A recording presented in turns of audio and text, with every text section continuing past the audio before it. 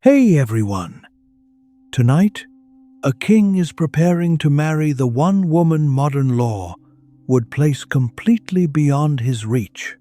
She has grown up in the same palace, eaten at the same royal tables, prayed before the same gods, and called the same man father. She is not a foreign princess arriving to seal a treaty. She is his sister.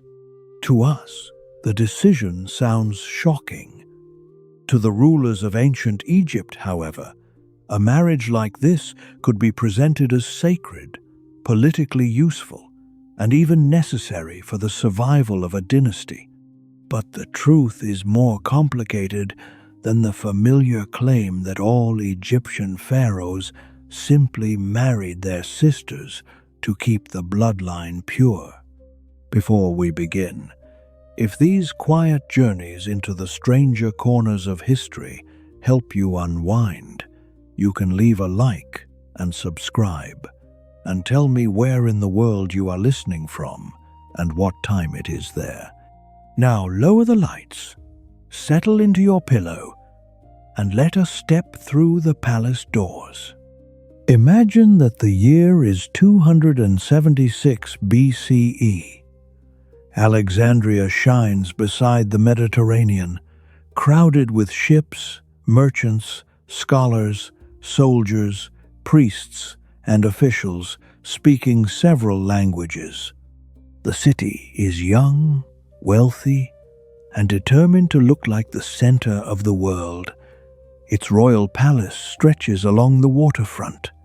Somewhere inside it, Ptolemy II, king of Egypt, has made a decision that scandalizes many Greeks around him.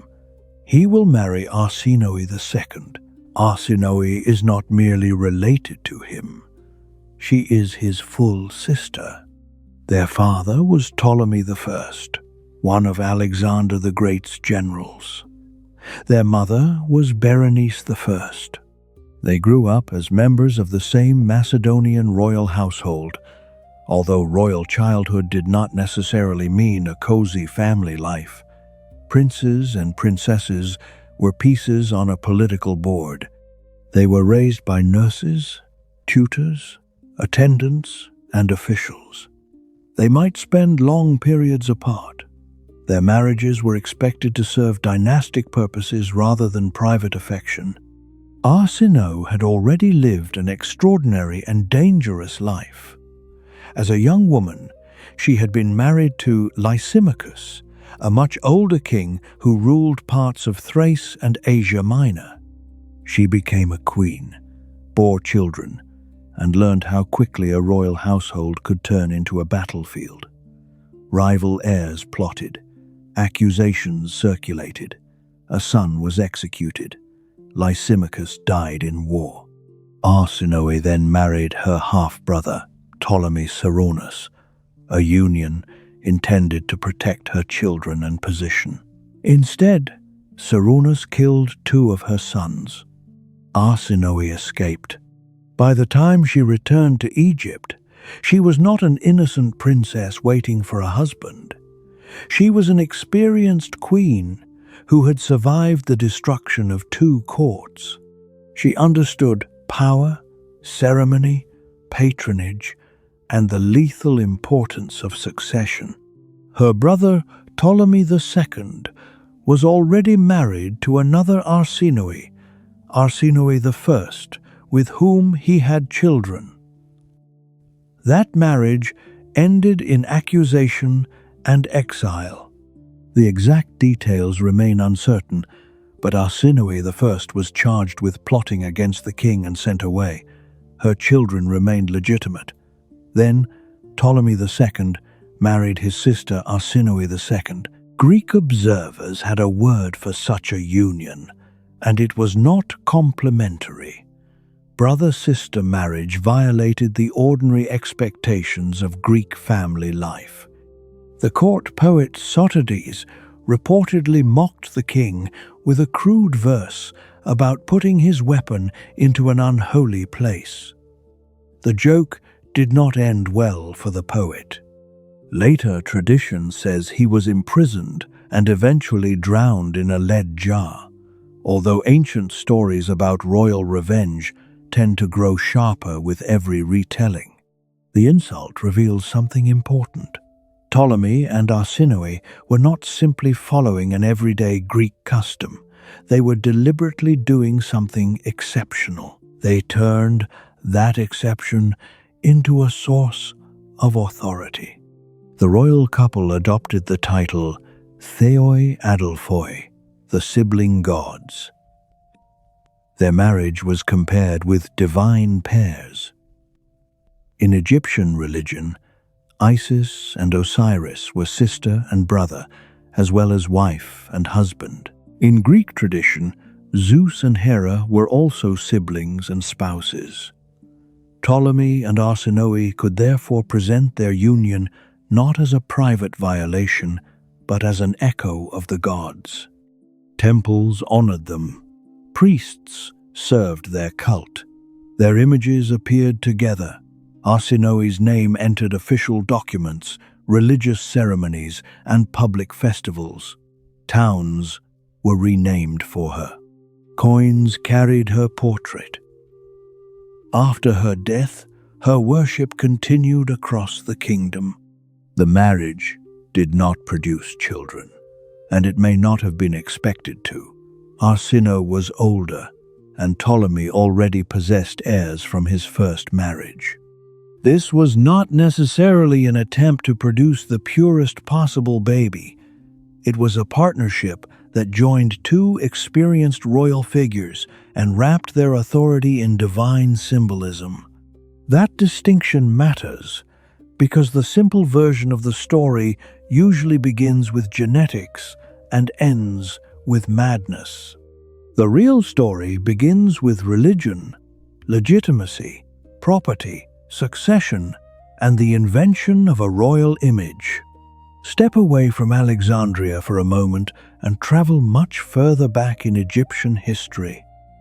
The civilization we call ancient Egypt lasted for more than 3,000 years. Its rulers belonged to many dynasties, spoke across enormous changes in language and culture, faced invasions and revolutions, and understood kingship in different ways.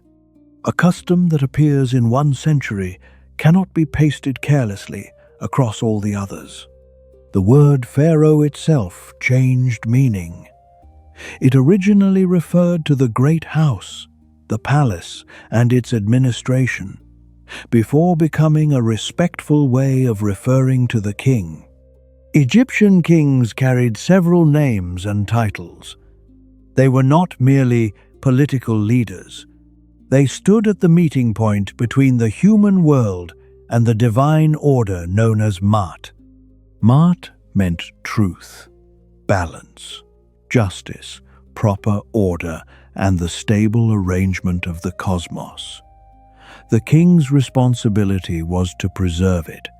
Temple scenes show him presenting offerings to the gods, defeating the enemies of Egypt, and maintaining harmony. In reality, priests performed most daily temple rituals, and officials managed the state. But the images insisted that the pharaoh was the essential link holding everything together. Royal marriage belonged to this world of symbols.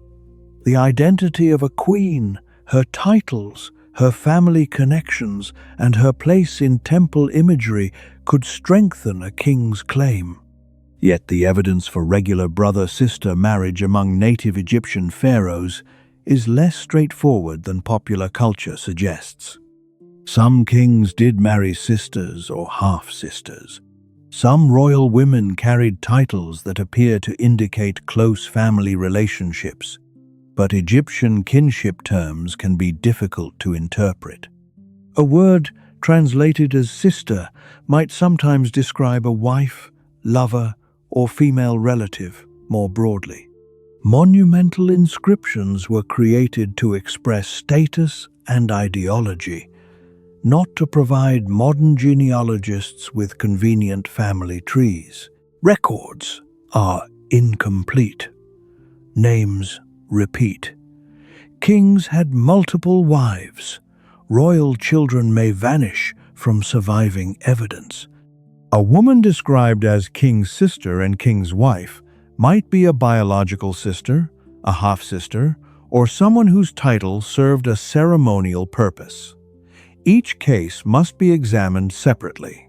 What we can say with confidence is that close-kin marriage occurred in some royal families, but it was not a universal rule followed by every pharaoh.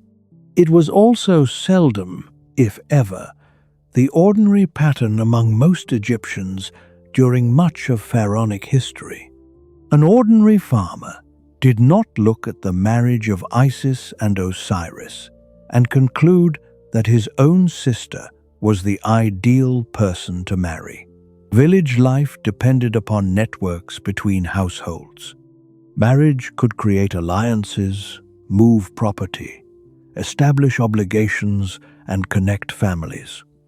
Marrying outside the immediate family was socially useful. Cousin marriage may have occurred, as it has in many societies, but brother-sister unions remained exceptional outside certain periods and royal contexts.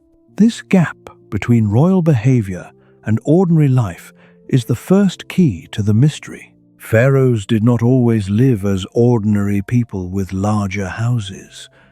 Their public identities followed a separate logic.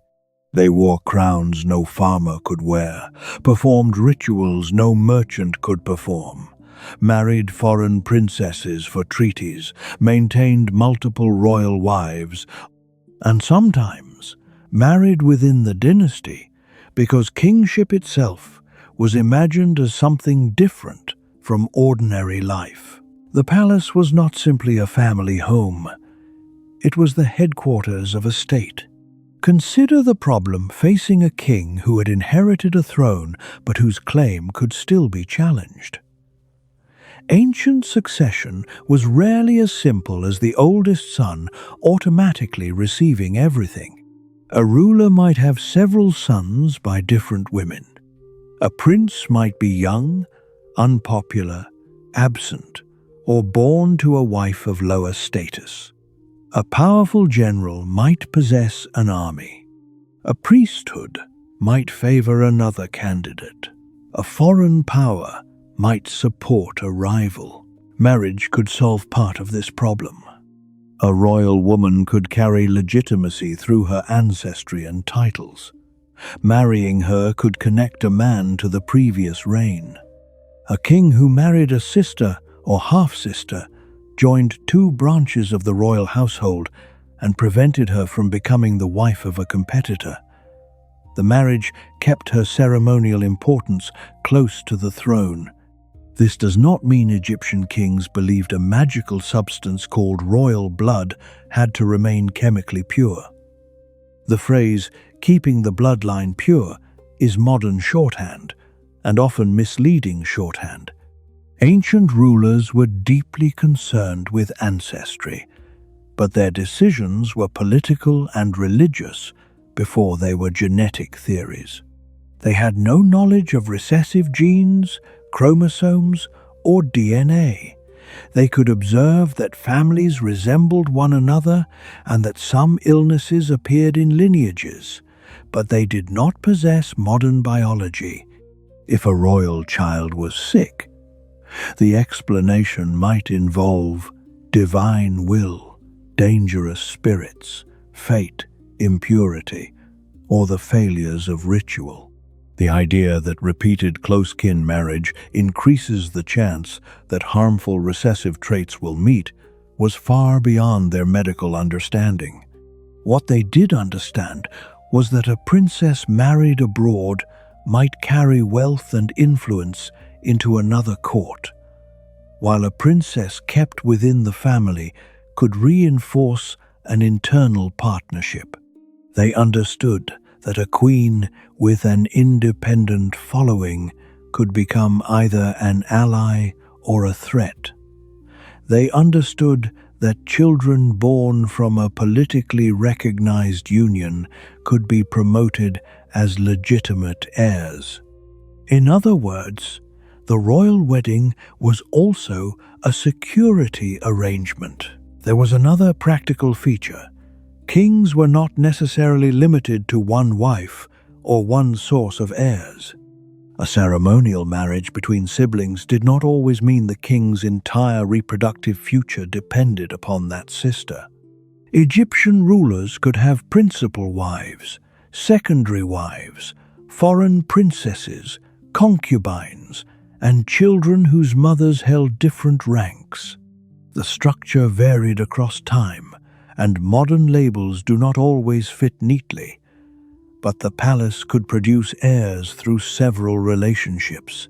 This reduced one risk while creating many others. More royal children meant more possible successors. More possible successors meant more factions. A brother who was useful during one reign could become dangerous in the next. A queen who protected her son might work to remove another woman's child. The palace offered luxury, but it also offered the constant knowledge that your relatives were the people most likely to replace you. That is one of history's quieter ironies. Brother-sister marriage could be intended to unite a dynasty. Yet the dynasties that practiced it most enthusiastically were often torn apart by brothers, sisters, mothers, sons, and daughters fighting for power. Long before the Ptolemies, Egyptian mythology supplied royal families with an ideal image of sibling marriage. The story of Isis and Osiris was among the most influential religious narratives in Egyptian history. Osiris was a king associated with order, fertility, death, and regeneration. His brother Seth murdered him, and in later versions dismembered his body. Isis, both sister and wife to Osiris, searched for him, gathered what had been scattered, restored him through magic, and conceived their son Horus. Horus then struggled against Seth for the kingship. The myth connected marriage, family loyalty, rightful succession, death, and rebirth. Isis became an image of devoted wife, powerful magician, protective mother, and legitimate queen. Osiris ruled the realm of the dead. Horus represented living kingship. A reigning pharaoh could be identified with Horus, a deceased king with Osiris. When a king and queen appeared as a paired force, their relationship could recall this divine family. That did not require every royal couple to be biological siblings. Myth worked through resemblance and symbolism. But when a brother and sister did marry, the divine example offered a ready language through which the court could describe the union. The same was true in the Ptolemaic age, with Zeus and Hera. The Macedonian newcomers ruled an overwhelmingly Egyptian population while preserving Greek language and court culture. They needed to speak to both worlds. A sibling marriage could look Egyptian through Isis and Osiris, Greek through Zeus and Hera, and uniquely royal in either language. Ptolemy II and Arsinoe II used that flexibility brilliantly. They did not hide their relationship. They made it the center of a public cult. Imagine attending a festival in Alexandria. Music carries through crowded streets. Priests move in procession. Statues or sacred images represent the royal pair. Offerings are presented. Official poetry praises the queen. Coins passing from hand to hand reproduce the dynasty's chosen face. The message is repeated everywhere. These are not merely a brother and sister behaving like ordinary mortals. They are a matched pair whose unity guarantees prosperity and order. Political communication did not depend upon everyone privately approving of the marriage. It depended upon making the marriage inseparable from the state. Arsinoe's position demonstrates why calling royal women passive breeding instruments misses much of the story. She received extraordinary honors. She appeared on coinage independently. Her cult was connected with maritime protection and prosperity. The Arsinoion in Alexandria was associated with her worship. She participated in the creation of a new form of Ptolemaic queenship that later women would inherit and reshape. She may have supported military and diplomatic policies. She certainly became essential to the dynasty's public identity. After her death, around 270 BCE, Ptolemy continued to present himself alongside her. A dead sister wife remained politically useful, religiously powerful, and publicly present. No child was required for that partnership to change Egypt. Now move backward again to the 18th dynasty, more than 1,000 years before Cleopatra. Here we meet some of the most famous names in Egyptian history: Ahmose, Hatshepsut, Thutmose, Amenhotep, Akhenaten, and Tutankhamun. Royal genealogies from this period contain several close relationships. Pharaohs sometimes married sisters or half-sisters. Queens could carry the title King's Great Wife and play prominent religious roles. Yet each union existed inside a particular succession crisis, political environment, and religious system. Hatshepsut, for example, was the daughter of Thutmose I and became the wife of her half-brother, Thutmose II. When he died, the heir, Thutmose III, was still young. Hatshepsut first acted as regent, then assumed the full titles and imagery of a pharaoh. Her marriage to a half-brother did not automatically place her on the throne. Her ancestry, her position as king's great wife, her role as God's wife of Amun, her control of court networks, and the youth of the male heir all mattered. She built monuments, sent expeditions, made offerings, and represented herself in the traditional language of kingship. Later storytellers sometimes turn her reign into a simple family drama, as if an ambitious stepmother stole power from a helpless boy. The evidence is more complex. Hatshepsut and Thutmose III were represented together, and his later reign benefited from the stable kingdom she helped govern. Some of her images and names were attacked after her death, but the timing and purpose remain debated. Her story shows that royal kinship could concentrate authority in a woman as well as a man. A sister wife might strengthen a king's legitimacy, but she could also possess legitimacy of her own. That possibility made royal women valuable and dangerous. In the same dynasty, Amenhotep III married Ta, a woman who does not appear to have been his sister and whose parents were not royal. Ta became one of Egypt's most powerful queens. She appeared beside the king, communicated with foreign rulers, and remained influential during the reign of her son, Akhenaten. This is another useful correction.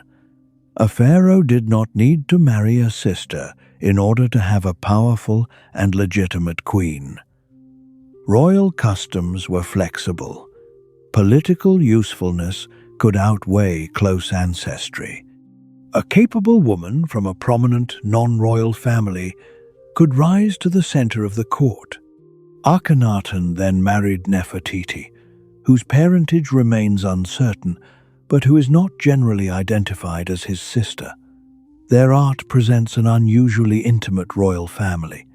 The king and queen sit beneath the rays of the Aten, touch their children, exchange gestures, and appear together in ritual scenes, The imagery feels personal to modern eyes, but it was also political theology. The family itself became part of the new religious order. After Akhenaten's death, succession became confused. Names disappear and reappear. Short reigns follow. A young king known first as Tutankhaten became Tutankhamun and restored the cults abandoned under Akhenaten. Modern science has made Tutankhamun central to discussions of royal incest, but it has also created new uncertainty. Tutankhamun died young, probably around the age of 19. His tomb, discovered largely intact in 1922, preserved a dazzling collection of royal objects, but his body preserved a more difficult set of questions. Medical imaging and genetic studies have attempted to identify his relatives and explain his health. One influential investigation concluded that his father was the mummy from tomb KV 55, often identified as Akhenaten, and that his mother was the so-called younger lady from tomb KV 35. The same investigation concluded that the two parents were full siblings. If those identifications are correct, Tutankhamun was the child of a brother-sister union. The study also suggested that he suffered from several health problems, including a foot disorder, and that malaria contributed to his death. Images of his body and reconstructions of his appearance quickly circulated through newspapers and documentaries. The young king became a warning about inbreeding, but ancient DNA is difficult. Mummies have been handled, moved, treated with chemicals, exposed to heat, and contaminated by generations of people. Family relationships can be interpreted in more than one way. When the sample is damaged, and the possible relatives are themselves closely related. Scholars continue to debate some identifications and diagnoses. Tutankhamun's body should not be turned into a simple medical cartoon. He may have used walking sticks, and many were found in his tomb, but a king could also carry staffs as symbols of authority. He may have had physical limitations, but not every unusual feature in a mummy proves a disabling illness. His death may have resulted from a combination of infection, injury, malaria, and inherited vulnerability rather than one dramatic curse of incest. Still, the biological risk is real. When close relatives have children, they are more likely to carry the same rare recessive variant inherited from a shared ancestor. A child must receive certain harmful variants from both parents for the condition to appear. Two unrelated people are less likely to carry the same rare variant. A brother and sister are much more likely to do so. One close kin union does not guarantee a visibly ill child. Healthy children can be born, but repeated unions across generations increase the chance that harmful traits become concentrated. A royal family that repeatedly marries cousins, siblings, uncles, nieces, and other close relations narrows its genetic variety. The consequences may appear as reduced fertility, infant mortality, congenital disorders, immune vulnerability, or no obvious effect in a particular individual. Genetics deals in probability, not divine punishment. Ancient courts did not understand this mechanism. They might notice a pattern, but royal secrecy made patterns difficult to discuss. Infants who died young could be explained by the ordinary dangers of ancient childhood. A king's illness could be hidden or idealized in art. Monumental images were not medical records. They showed the ruler as eternally strong, youthful, and complete. The perfect body on a temple wall could belong to a very imperfect human being. Tutankhamun married Ankhesenamun, generally understood to have been his half-sister. She was a daughter of Akhenaten and Nefertiti, while Tutankhamun's mother appears to have been another woman. The young couple inherited a kingdom recovering from religious upheaval. They changed their names from forms honoring the Aten to forms honoring Amun. 2 small mummified fetuses were found in Tutankhamun's tomb. They are usually interpreted as his daughters, born prematurely or stillborn. Genetic work has supported a relationship with Tutankhamun, though the evidence and exact diagnoses remain debated. The image is painfully human. Behind the gold mask, the throne, the chariots, and the divine titles were 2 young people who appear to have lost their children. The dynasty's succession failed. Tutankhamun died without a surviving heir, and other figures took the throne. Royal marriage had promised continuity. It delivered a tomb filled with objects for a future that never arrived. If the native Egyptian evidence is varied and incomplete, the Ptolemaic dynasty gives us a much clearer pattern. This family ruled Egypt for almost 3 centuries, from the aftermath of Alexander the Great to the Roman conquest in 30 BCE. It began as a Macedonian dynasty and became famous for marrying close relatives repeatedly. Ptolemy I did not begin with a sister wife. His son Ptolemy II made the practice central by marrying Arsinoe II. Later rulers copied and expanded it. Brothers married sisters, uncles married nieces. Family alliances became so dense that drawing the Ptolemaic family tree feels less like sketching branches and more like tying a fishing net in the dark. The reasons were not identical in every reign. Divine symbolism remained useful. A brother and sister could rule as a paired royal unit. Marriage could prevent a princess from bringing her claim to an outsider. It could reconcile rival siblings, at least temporarily. It could allow 2 factions to share the throne.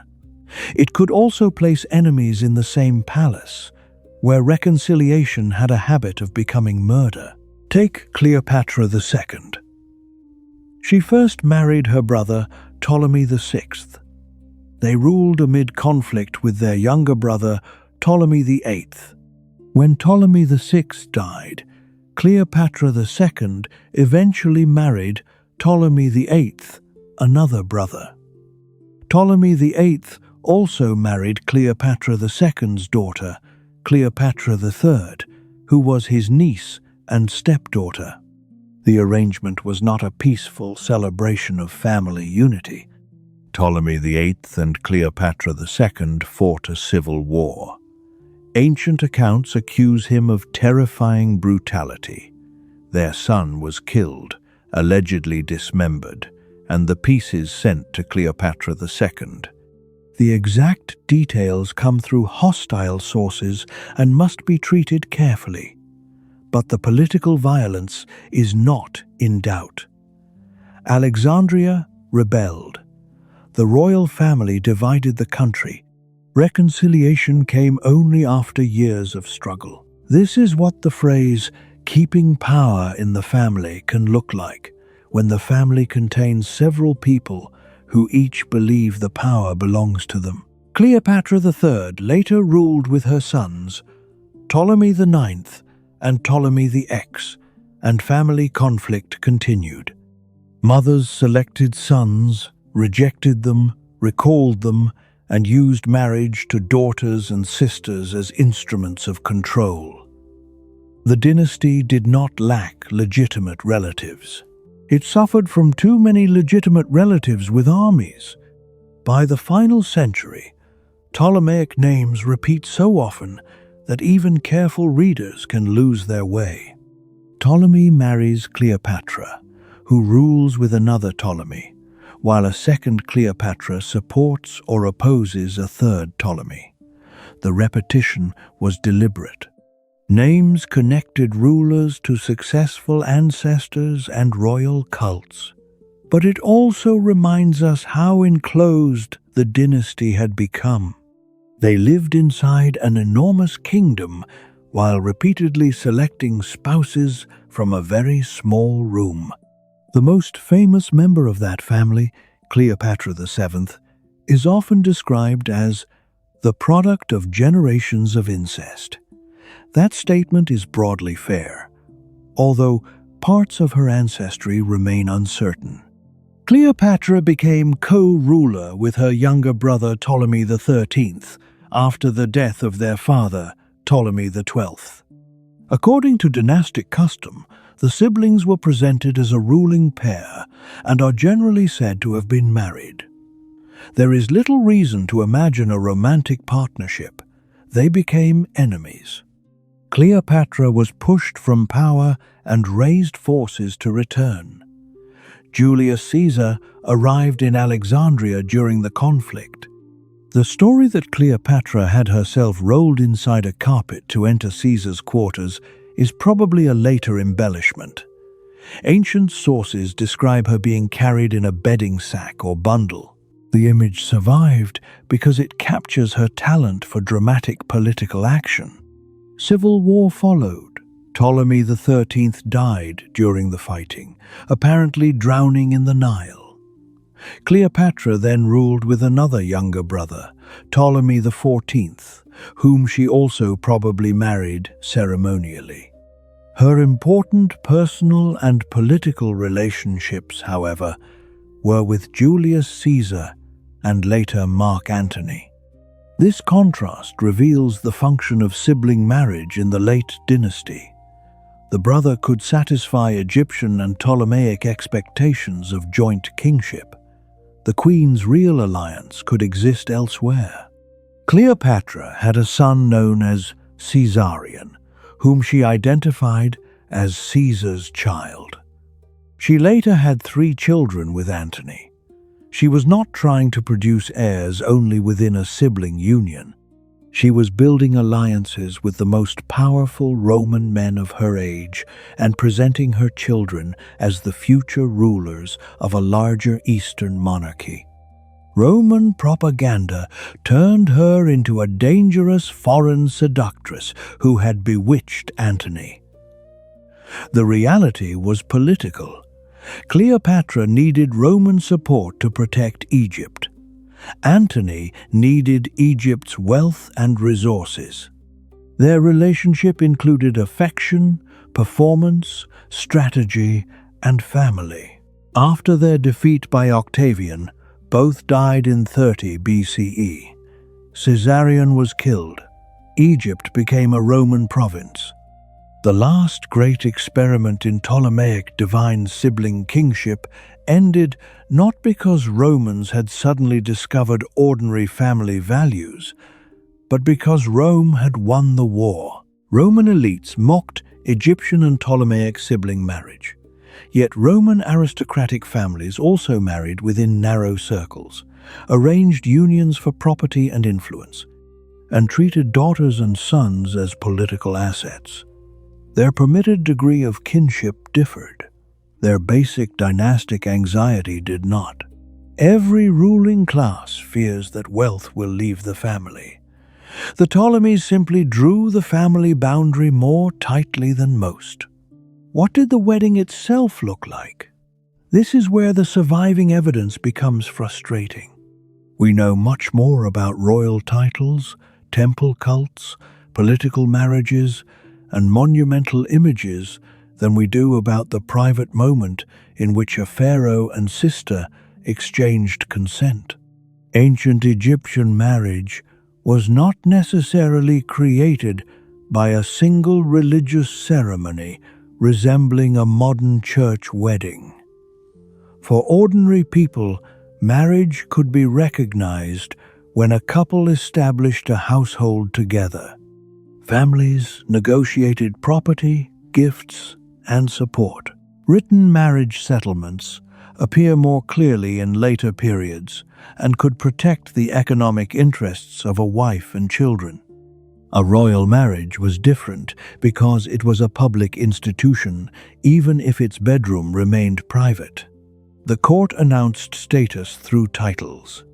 Priests and artists incorporated the couple into temples and monuments. Festivals, decrees, coins, and official documents repeated the relationship. The state could make two people husband and wife by treating them as the paired heads of the kingdom. There may have been feasts, processions, gifts, ritual clothing, music, and household ceremonies, but reconstructing one standard pharaonic wedding would require more imagination than evidence. Films fill the gap with torches, priests, crowns, and solemn vows. Ancient Egyptians left us no complete wedding program. The wedding night is even less visible.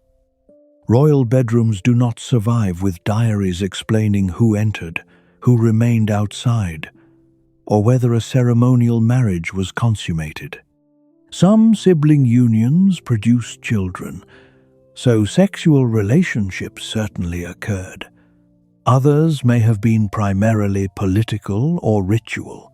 It is tempting to treat the bedroom as the secret center of the story. Ancient rulers would have directed our eyes toward the throne room and temple instead. Their question was not whether modern viewers would approve of the couple's intimacy. Their question was whether the union made the kingdom appear legitimate, stable, prosperous, and favored by the gods.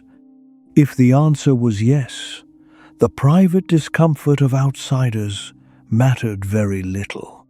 Royal women were essential to this performance. Egyptian queens carried titles that changed over time: king's wife, king's great wife, king's mother, king's daughter, king's sister, God's wife, and others. A single woman could hold several titles, and each located her within a web of authority.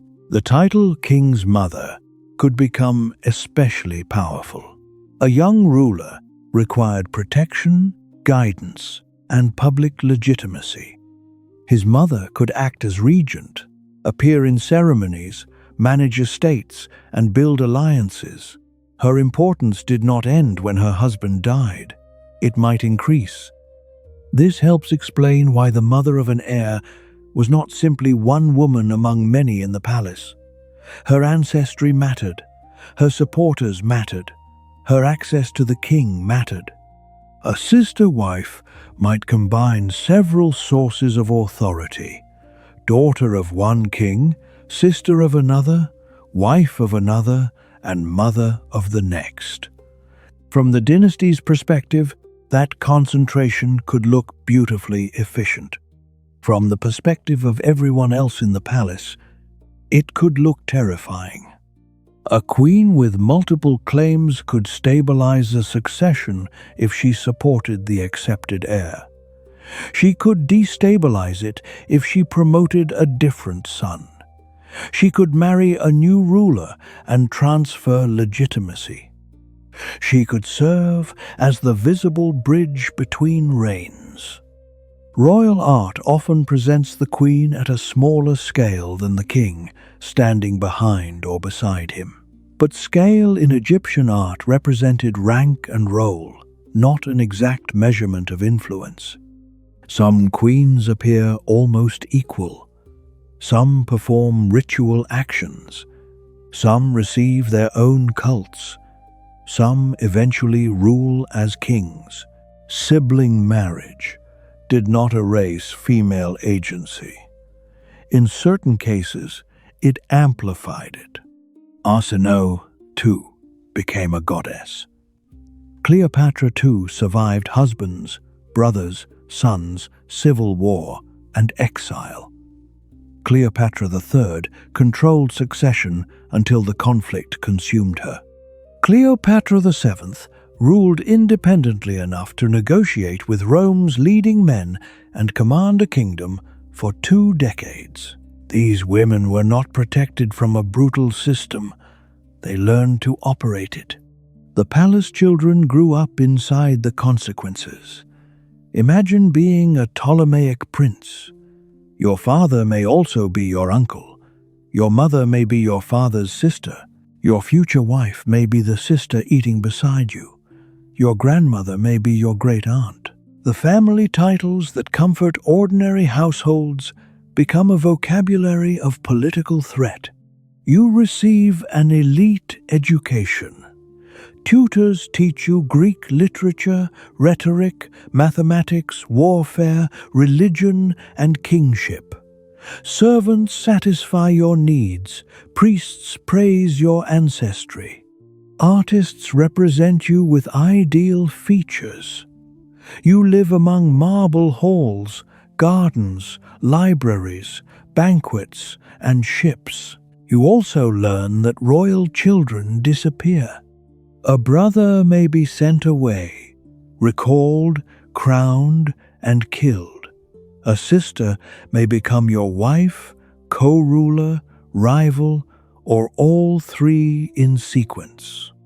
Your mother may favor you until political conditions change.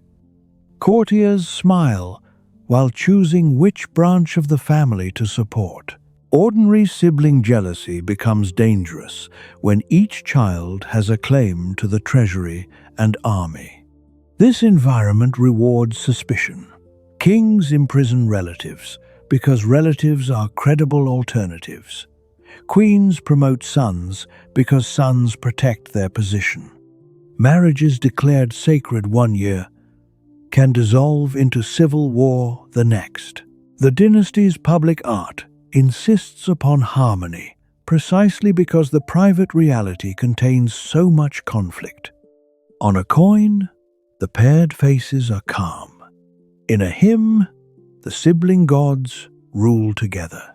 In a temple, the king and queen receive eternity.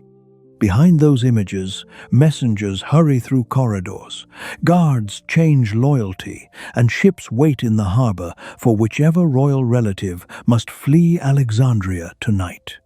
The ideal family was advertised most loudly by a family that repeatedly tried to destroy itself. Close kin marriage was not the only strategy available. Foreign marriage could be equally powerful, and the contrast tells us what different rulers hoped to gain. Egyptian pharaohs received princesses from neighboring kingdoms, especially during periods of international diplomacy. The Amarna letters, a collection of clay tablets from the 14th century BCE, preserve negotiations among the great powers of the late Bronze Age. Kings of Egypt corresponded with rulers of Babylon, Mitanni, Assyria, and the Hittite world. They discussed gold, gifts, status, and royal brides with the careful politeness of men who knew that every present was also an argument. Foreign kings sent daughters to Egypt. Egyptian kings, however, were reluctant to send their own daughters abroad. One Babylonian ruler complained about this unequal arrangement. The pharaoh's court appears to have treated an Egyptian princess as someone who should not be placed beneath a foreign ruler. The policy reveals a different form of royal exclusivity. A foreign princess could enter Egypt and become one of the king's wives. An Egyptian king's daughter remained attached to the royal house. Marrying her to a brother or keeping her unmarried preserved her status within Egypt. Sending her away might allow another dynasty to claim equality. Ramesses II, for example, married a Hittite princess after years of conflict between Egypt and the Hittite Empire. The union followed a peace treaty and helped advertise a new relationship between former enemies. Egyptian inscriptions celebrated the princess's journey and the peace associated with her arrival. Ramesses also had Egyptian royal wives, including Nefertari and Isetnofret, and many children. Some daughters later carried the title King's Great Wife and may have been married to their father. These unions are often mentioned in discussions of Egyptian royal incest, but the evidence for their personal nature and political function is limited. A title could express ceremonial rank. A marriage could protect a princess's position at court. It might also have been sexual. We should resist pretending to know what the sources do not tell us. The important point is that the same king could use several marriage strategies at once. One wife could create peace with a foreign empire. Another could carry prestigious domestic titles. A daughter-wife could remain inside the royal system. Different unions served different purposes. Royal marriage was not one rule. It was an entire diplomatic toolkit. Property also shaped the choice of partners, though not always in the simple way imagined. Ancient Egyptian women had stronger legal and economic rights than women in many other ancient societies.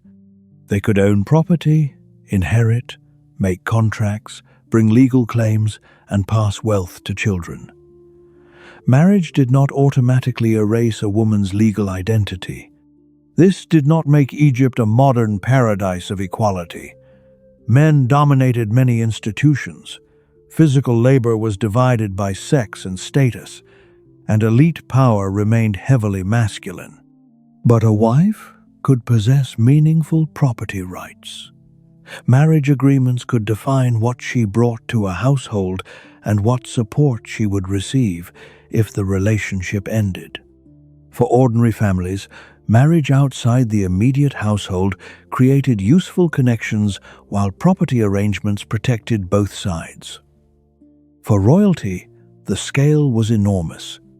A royal woman might control estates, temple revenues, servants, workshops, ships, and patronage.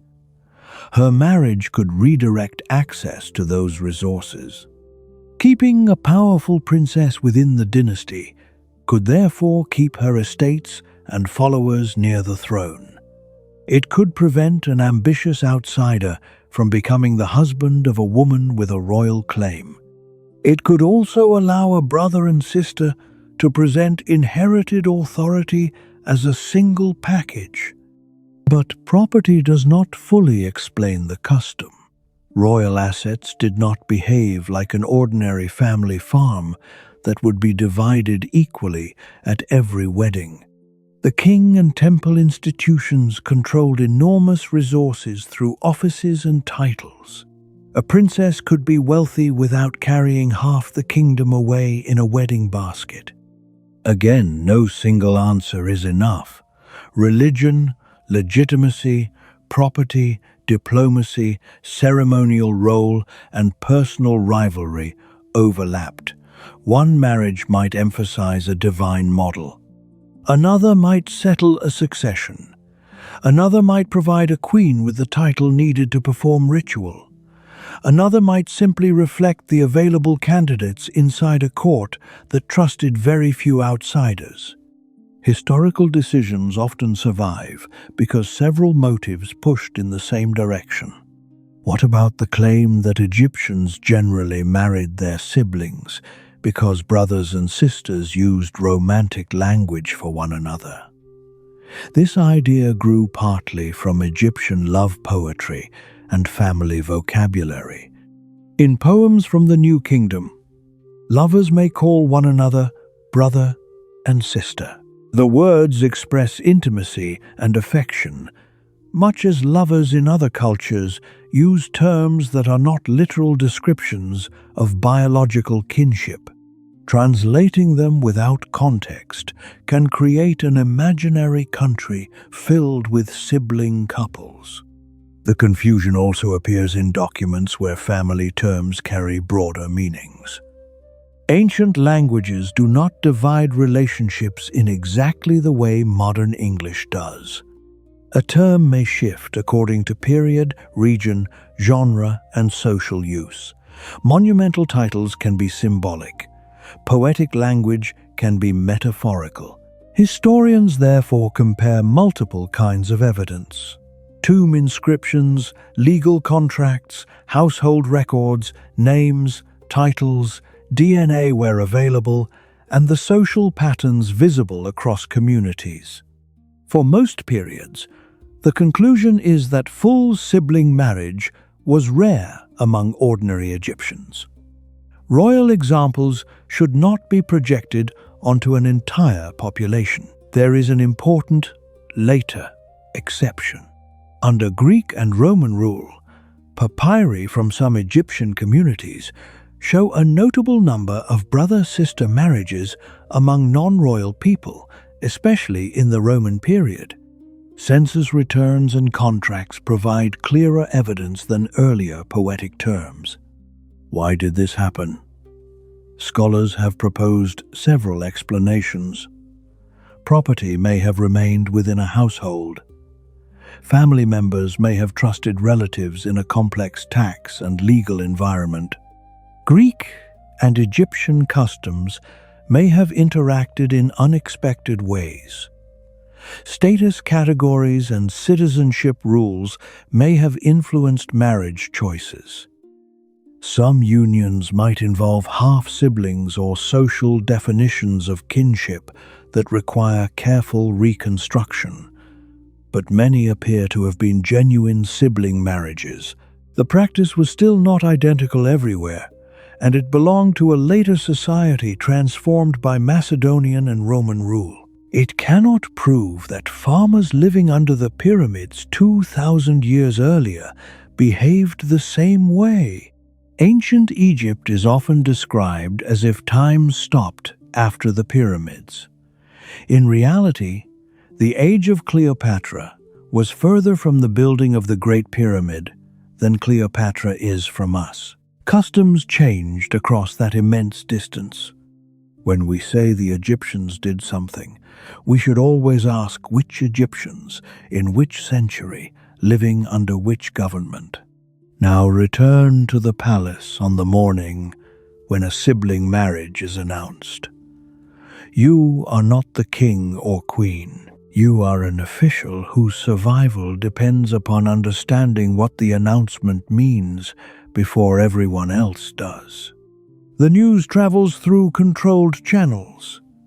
Priests prepare language connecting the couple to the gods. Scribes adjust titles. Artists plan paired images. Administrators calculate the queen's estates and household. Courtiers decide whether this strengthens their faction or threatens it. No one asks you to complete a survey about personal approval. If you are Greek in the Ptolemaic court, the marriage may violate your ordinary expectations, but the king controls appointments and the queen controls patronage. You learn the phrase, sibling gods. You repeat it accurately. If you are an Egyptian priest, the divine comparison is familiar, but the new dynasty is foreign. Supporting the royal cult may bring resources to your temple. The Ptolemies build in Egyptian styles, make offerings, and present themselves as legitimate pharaohs. Their ability to govern depends partly upon cooperation with priestly institutions. If you are a foreign ambassador, the marriage changes diplomatic calculations. A royal sister is no longer available as a bride. The queen may influence policy. Any child, if one is born, will possess an unusually concentrated dynastic claim. If you are a palace servant, the announcement changes which doorway you guard, whose attendants outrank whom, and which name must be spoken with greater care. The public explanation is divine harmony. The private reaction is immediate political arithmetic.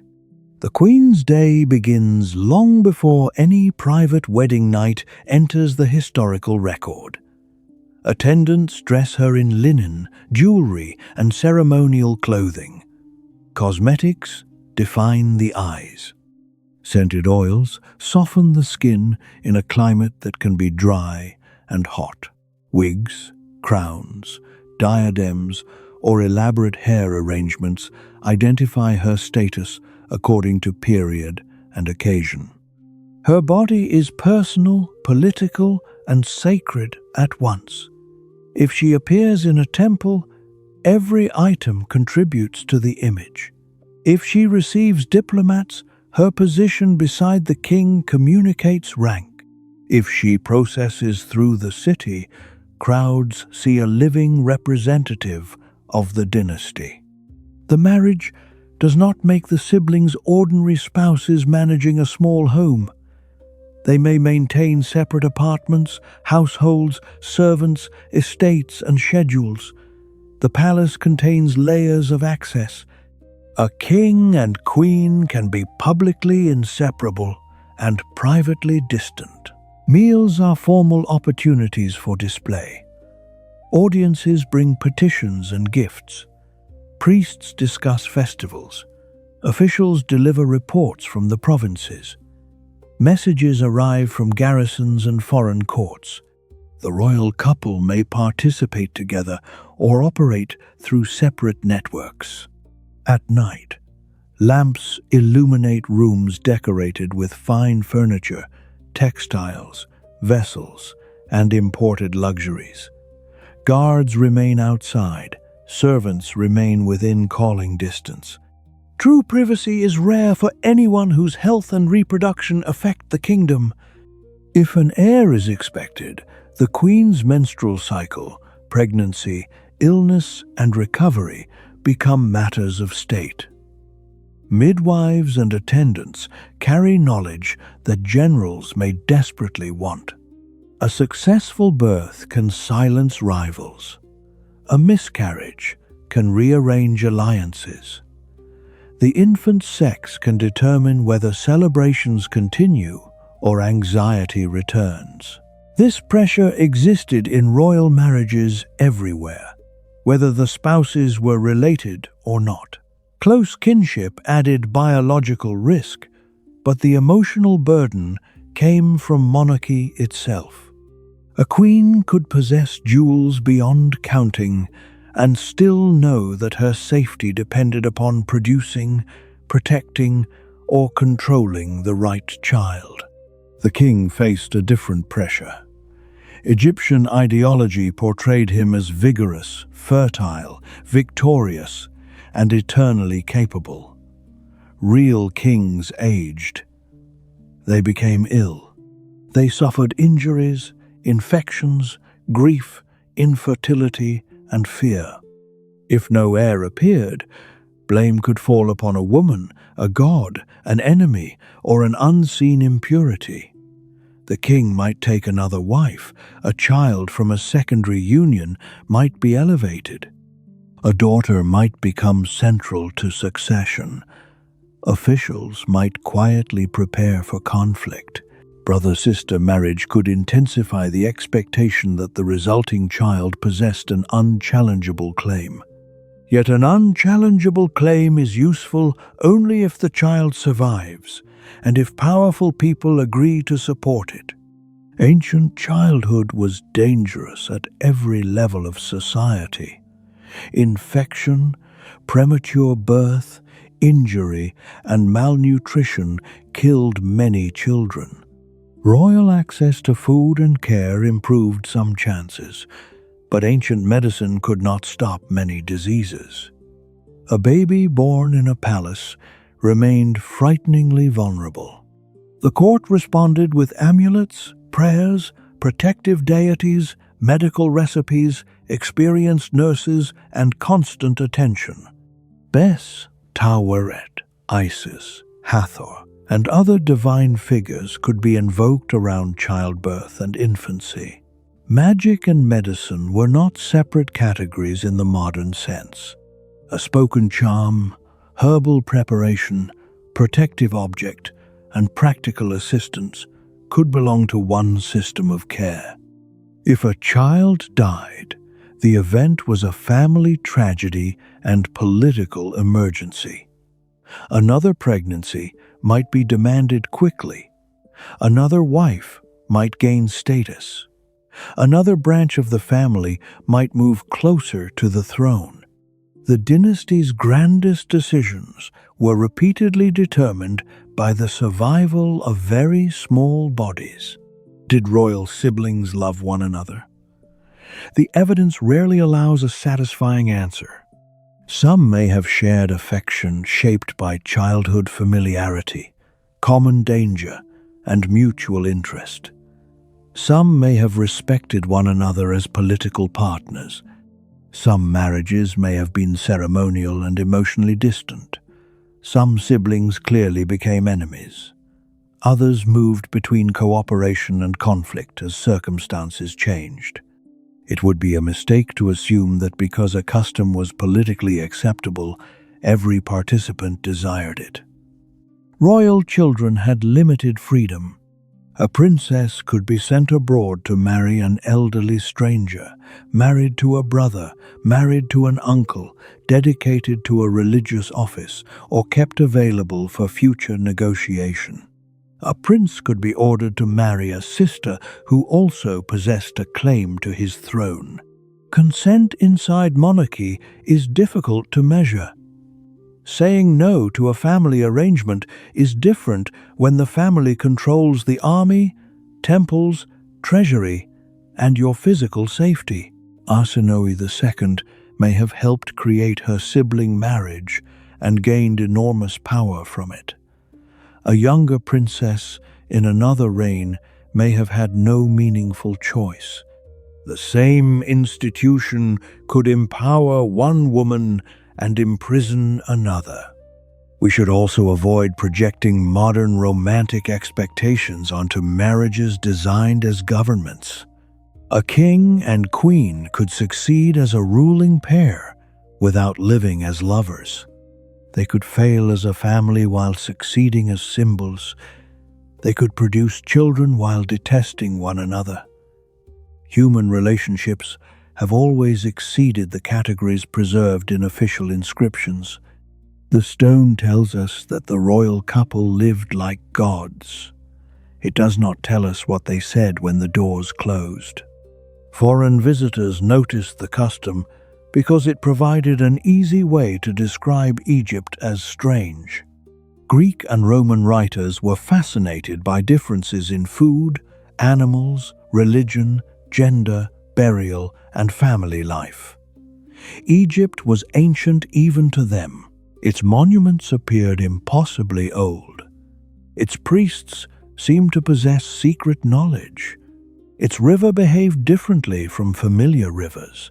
Brother-sister marriage became one more sign that Egypt reversed the normal order. Writers could exaggerate for entertainment, moral criticism, or political propaganda. When Rome fought Cleopatra, her family practices helped portray her court as decadent and unnatural. The victor's culture wrote the ending. Modern entertainment inherited this habit. Documentaries place ominous music beneath family trees. Headlines promise the horrifying results of royal incest. Reconstructions give every ruler a distorted face. The subject attracts attention because it combines sex, taboo, deformity, wealth, and death. Those elements are real enough to deserve investigation, but sensation can flatten the history. Native Egyptian royal marriage becomes confused with later Ptolemaic practice. Ritual titles become literal biology. Every early death becomes genetic. Every unusual artistic feature becomes a diagnosis. Akhenaten is a famous example. Amarna art depicts him with an elongated face, narrow chest, rounded belly, broad hips, and long limbs. Scholars and physicians have proposed numerous medical conditions. Others argue that the style expressed religious ideas, combining masculine and feminine creative qualities or distinguishing the royal family under the Aten. The art changed across the reign and was applied to other figures, which warns against treating it as a photograph. Akhenaten may have had an unusual appearance, but temple reliefs are not clinical scans. The desire to diagnose him often says as much about modern fascination as it does about his body. Genetics can illuminate ancient families, but it cannot explain why they chose one another. A DNA result might identify close parents. It cannot reveal whether priests promoted the match, whether a queen demanded it, whether the couple resisted, or whether a civil war made it necessary. For that, we return to politics and religion. Royal sibling marriage concentrated symbolic legitimacy. It kept a princess's claim close. It echoed divine couples. It offered a way for a foreign dynasty to appear pharaonic. It could unite rival branches, protect property and offices, and create a paired cult of king and queen. It also produced risks. Repeated close reproduction increased the chance of inherited disorders. The marriage could place two rivals together without resolving their rivalry. It narrowed diplomatic possibilities. It generated multiple children whose overlapping claims could become deadly. The same custom that promised stability could undermine it biologically and politically. That contradiction is the center of the story. The pharaoh did not marry his sister because ancient people were too primitive to recognize family. He did so because the royal family had been elevated into a different category, where the rules of gods, dynasties, and succession could override ordinary expectations. The court could transform taboo into ceremony. It could call the siblings divine. It could carve their union into temple walls and place their faces on coins. It could command thousands of people to treat the marriage as the foundation of order, but it could not command genetics, affection, or ambition. Let us follow one imagined royal announcement from beginning to end, using what the surviving evidence allows without pretending that one exact ceremony represented every age. Dawn enters the palace through high openings. Servants cross courtyards carrying water, linen, bread, flowers, and written messages. In workshops nearby, craftspeople shape metal, stone, glass, wood, and faience for a court whose appetite for objects never sleeps. Scribes unroll documents. Guards receive instructions. Priests prepare offerings in temples that will soon attach new titles to familiar names. The king has chosen his sister as queen. For the ordinary population, the practical effect may not be immediate. The river still determines agriculture. Taxes still arrive. Local disputes still require judgment. Families continue to bake, weave, trade, repair tools, tend animals, and worry about the harvest. But for the elite, the decision moves every piece. The sister's household expands. Officials seek places near her. Her attendants gain access. Estates may be assigned or reorganized. A priesthood prepares the theology of the union. Poets search for divine comparisons. Artists are told how the paired rulers should appear. A royal image never happens accidentally. The crowns must be correct. The names must fit inside cartouches. The queen's scale and position must express her relationship to the king. The gods must approve. Enemies must remain beneath the king's feet. Eternity must look effortless. Stonecutters begin the work that will outlive everyone who understands the political urgency behind it. At court, guests gather for a feast or formal appearance. Gold reflects lamplight, musicians play, wine is poured. Officials offer congratulations whose sincerity varies according to faction. The couple appears together. The king is not introduced as a man who could find no other woman. The queen is not introduced as a sister trapped by limited options. They are presented as a complete royal pair, descendants of kings, reflections of gods, guardians of order. If this is the Ptolemaic court, Greek and Egyptian traditions are arranged beside one another. A Greek courtier may hear echoes of Zeus and Hera. An Egyptian priest may invoke Isis and Osiris. A naval officer may associate Arsinoe with protection at sea. A tax official knows only that the documents require a new formula. The ceremony succeeds when everyone knows what to repeat tomorrow. Later, the palace grows quiet, though never completely silent. Guards remain, lamps burn, servants wait. Somewhere beyond the royal rooms, Alexandria continues through the night. Dock workers unload ships. Bakers begin their work. Watchmen patrol. Scholars argue beneath colonnades. Sailors tell stories in languages gathered from across the Mediterranean. Inside the palace, the sibling gods are also two mortal people, carrying a decision larger than either of them. History does not preserve their private conversation. The ordinary Egyptian family offers a useful final contrast. In a village beside the Nile, marriage joins work as much as ancestry. A household requires food preparation, textile production, farming, animal care, trade, child rearing, and the management of property. A couple's competence matters every day. Images and love songs show tenderness, desire, companionship, jealousy, and grief. Husbands praise wives, women speak with longing. Couples are represented sitting close together, sharing food, receiving offerings, and entering the afterlife side by side. Marriage could fail. Separation and remarriage occurred. Legal documents could specify support and property. Women could bring disputes.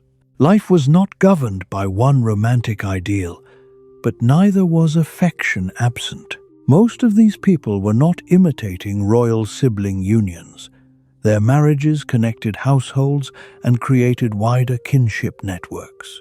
Their children grew within communities where grandparents, cousins, neighbors, and work partners all mattered.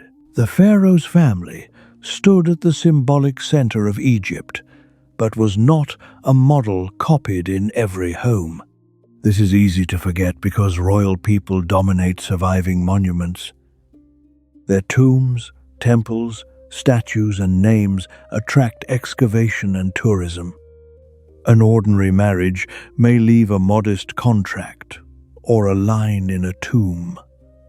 A royal marriage covers a temple wall. The scale of the evidence can distort the scale of the behavior. Millions of Egyptians lived and died without marrying a sibling. A small number of royal unions became famous enough to define them all.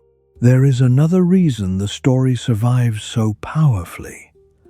It allows modern people to feel safely superior to the past. We look at a sibling marriage and say that we would never organize families around power, property, or inheritance. We would never pressure children to choose partners who benefit the household. We would never excuse harmful behavior when wealth and status are involved. History quietly refuses to agree. Modern rules have changed. Scientific knowledge has changed, and close-kin marriage is prohibited or strongly restricted in many societies for sound ethical and biological reasons. Yet families still use marriage to preserve wealth, status, religion, business, and political alliances. Powerful institutions still create one set of expectations for ordinary people and another for elites. Public images still conceal private conflict. The palace is ancient. The instinct to protect a dynasty is not. Egyptian royal marriage, therefore, matters for more than its shock. It shows how a society can redefine a relationship when the stability of the state appears to require it. It shows how religion can turn family strategy into cosmic order. It shows how a queen's ancestry can become political capital, and it shows the limits of propaganda. A court can declare two siblings gods. Their children remain human. By the end of the Ptolemaic dynasty, the marriage system had become inseparable from the family's identity. Cleopatra VII inherited a throne, a tradition, and a crisis.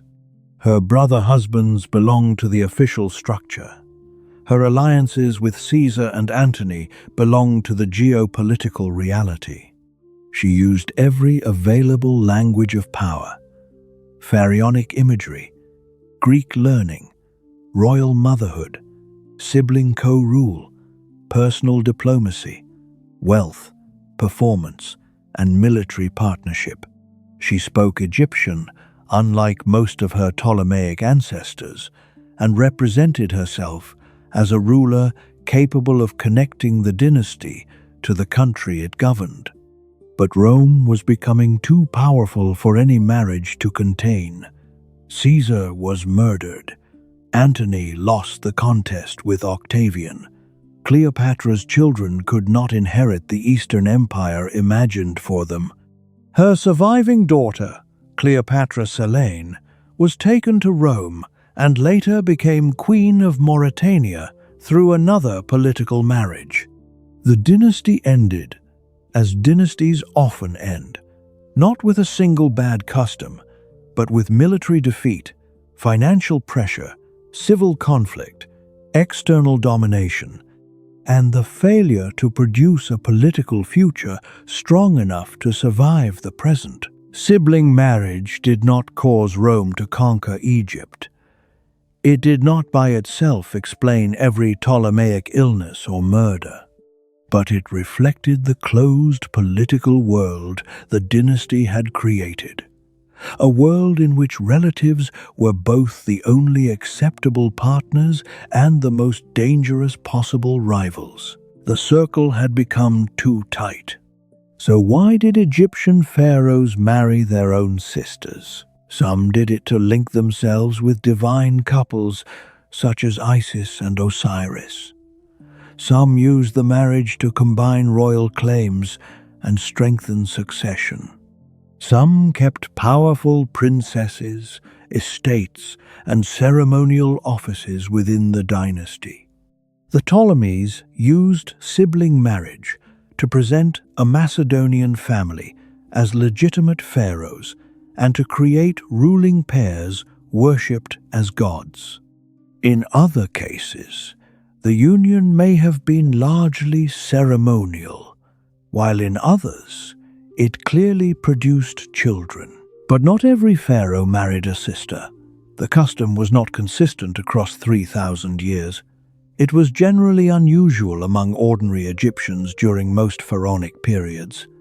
And the familiar explanation about pure blood is too narrow for a decision driven by politics and religion. The rulers were protecting something they believed greater than an individual marriage. the continuity of kingship itself.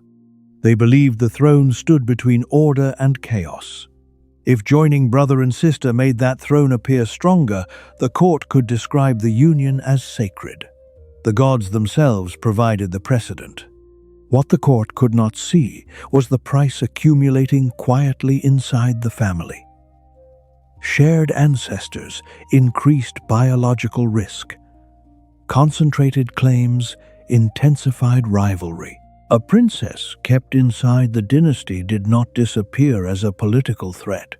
She became a threat with immediate access to the palace. Every solution created another problem. The lamps in Alexandria are burning lower now. The festival crowds have gone home. Coin portraits of the sibling gods rest in market stalls and locked chests. Priests will speak their names again tomorrow. Scribes will place their titles at the beginning of documents.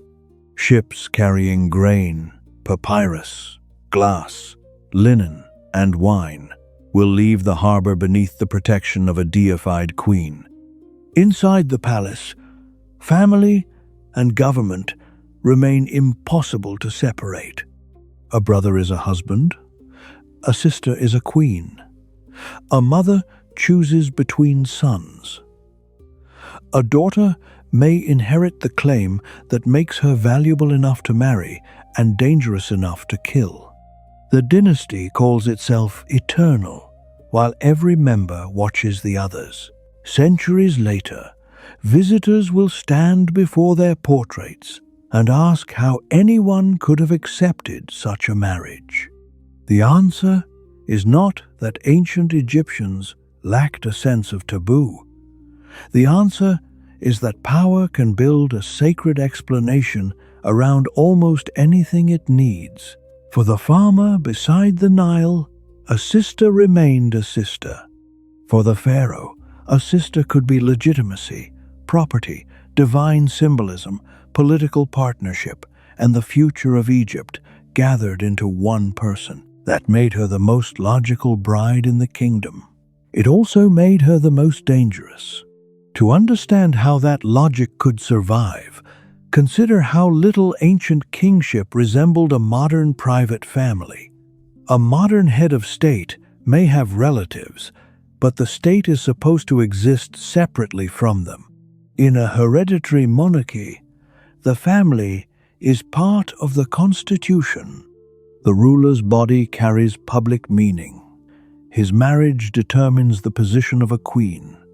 Their children determine the next reign. Their fertility affects diplomacy. Their illnesses invite speculation. Their arguments divide officials.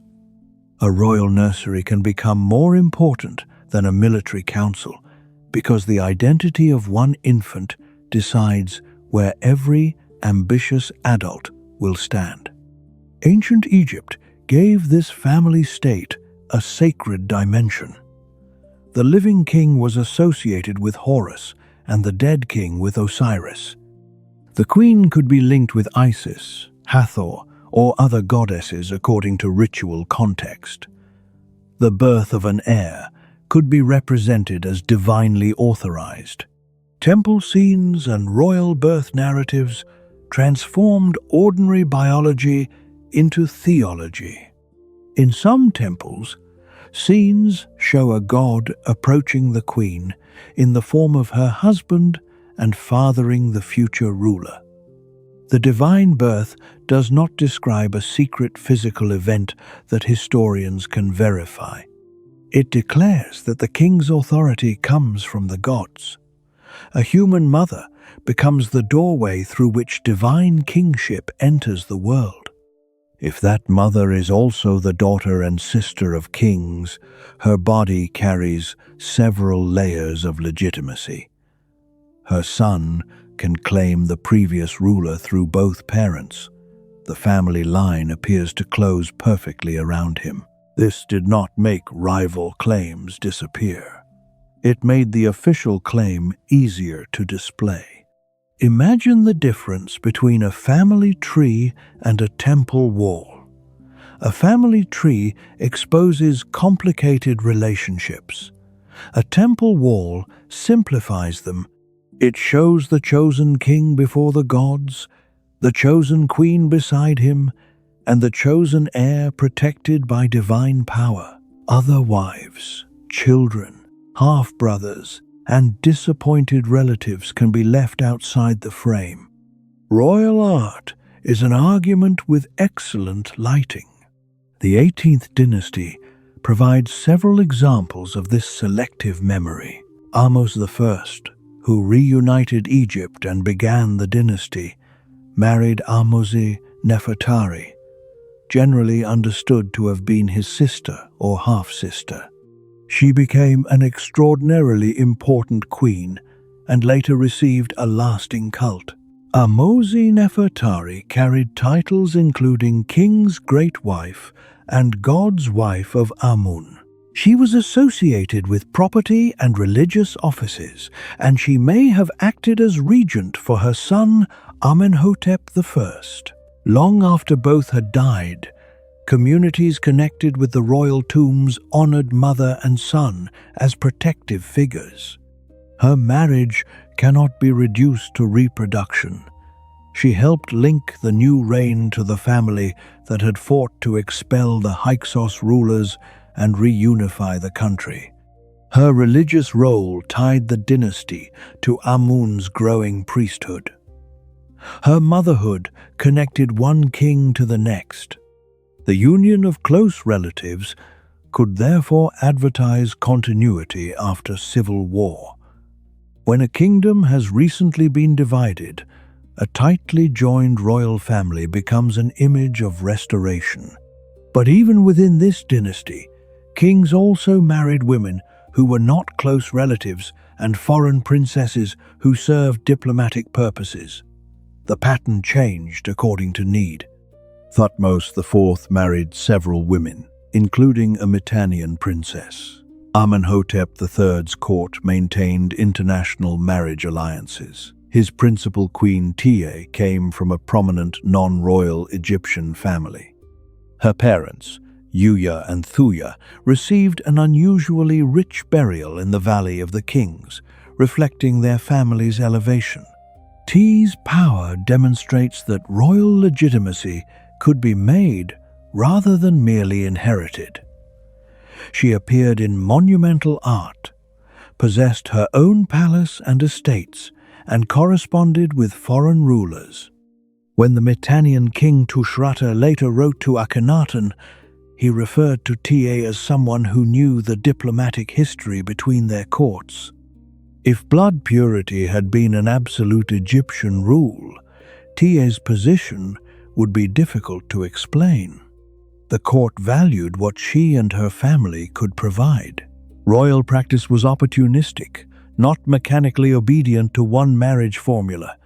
Akhenaten's family has attracted more speculation than almost any other. His religious revolution elevated the Aten and moved the royal court to a new city, Akhetaten, now called Amarna. Images show Nefertiti and their daughters, with a frequency unusual in earlier royal art. The family sits beneath the Aten's rays. The king holds a child. Nefertiti touches another. Daughters climb upon their parents or sit near the throne. The scenes appear domestic, but they belong to a controlled religious program. The royal family receives life directly from the Aten and mediates that life to the world. Several daughters later appear with titles and in arrangements that have led scholars to propose marriages within the family. Meritaten became a prominent royal woman. Ankhesenpaten, later Ankhesenamun, married Tutankhamun.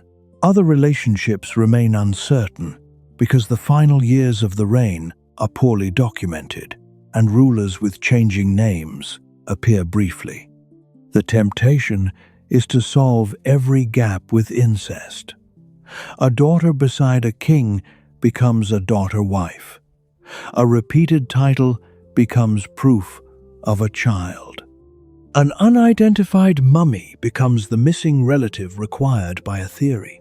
Some reconstructions may be correct, others rest on fragile evidence. The responsible answer is sometimes that we do not know. Ancient Egypt rewards confidence with beautiful objects and punishes it with missing pages. After the Amarna period, later rulers worked to erase or condemn Akhenaten's religious experiment. His monuments were dismantled, names were removed, blocks were reused. The destruction makes his family harder to reconstruct, but it also shows how thoroughly a new dynasty could edit the previous one. The ruler who controls memory controls ancestry. A politically inconvenient family can be removed from lists. A successor can claim connection to a more acceptable predecessor. Marriage and genealogy remain tools even after everyone involved is dead.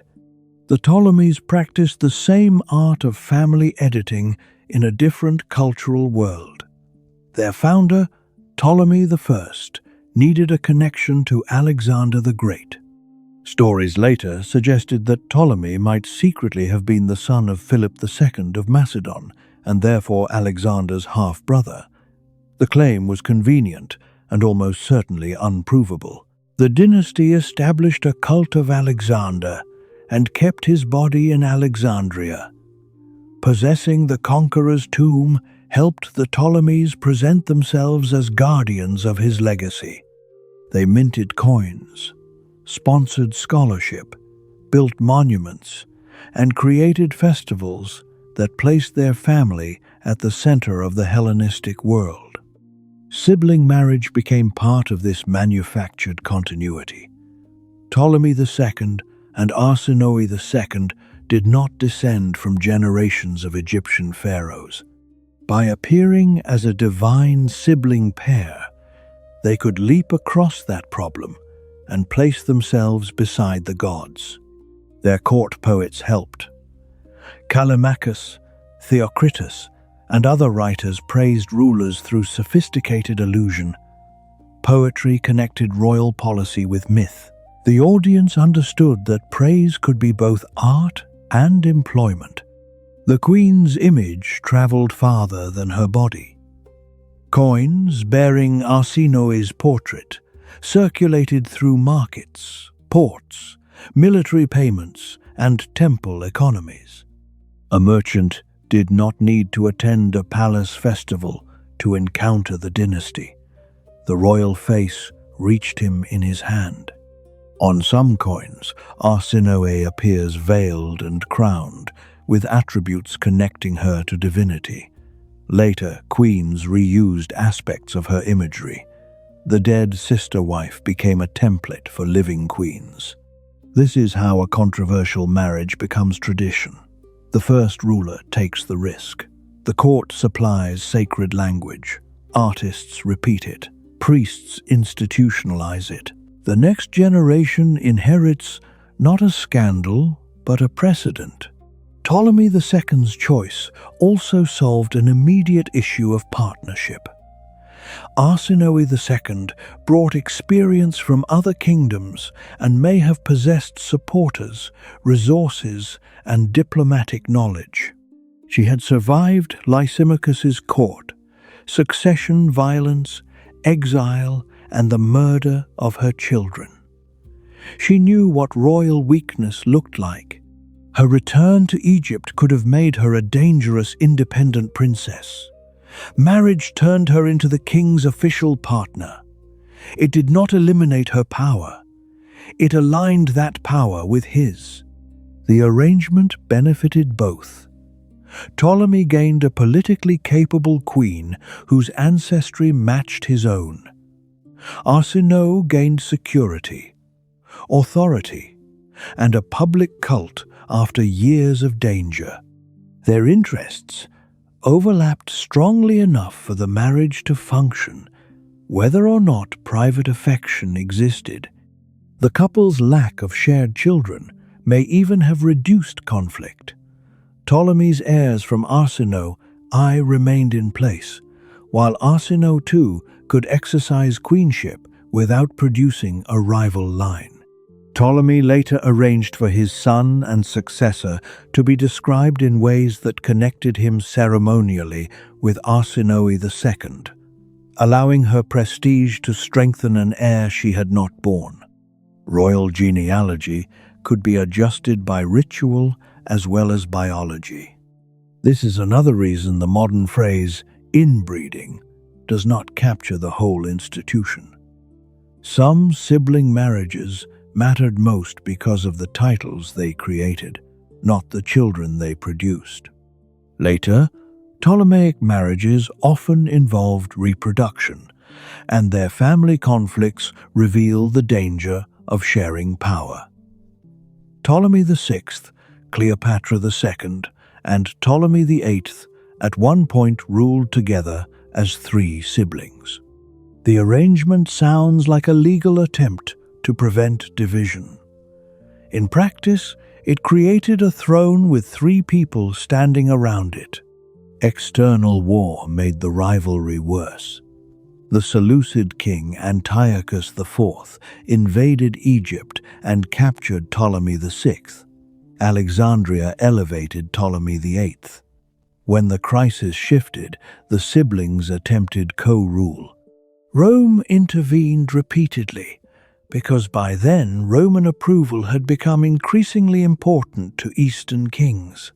Ptolemy VI and Ptolemy VIII eventually divided territories and continued to compete. Cleopatra II remained central because marriage to her helped legitimate each arrangement.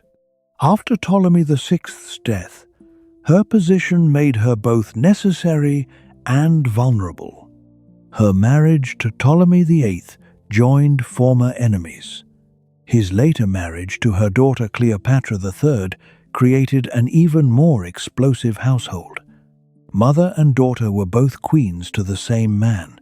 Their children belonged to overlapping generations of claim. The public titles tried to contain a private war.